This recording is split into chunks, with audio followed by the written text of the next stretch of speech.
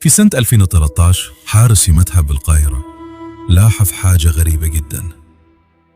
تمثال صغير للإله حورس اللي بيجسد القوة والحماية عند الفراعنة، كان بيطلع من عينه مادة حمراء زي الدم. في الأول افتكر إن حد بيهزر، لكن لما قرب شاف السائل بيتجمع وينزل على خد التمثال، والموضوع بيتكرر كل يوم تقريبا. الغريب إن التمثال عمره آلاف السنين ومصنوع من حجر جرانيت صلب، يعني مستحيل يكون فيه أنابيب أو أي حاجة تخليه ينزف. علماء الآثار جم وفحصوه، لكن ولا واحد قدر يفسر الظاهرة.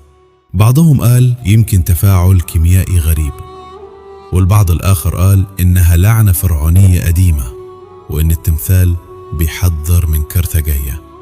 والأغرب إن الحارس اللي شاف الوقعة اختفى بعدها بأسابيع في ظروف غامضة، وكأن التمثال أخذ روحه. يا ترى دي صدفة ولا فعلا تمثال حورس بيحمل قوة غامضة لحد النهاردة؟ ما تنساش تعمل متابعة.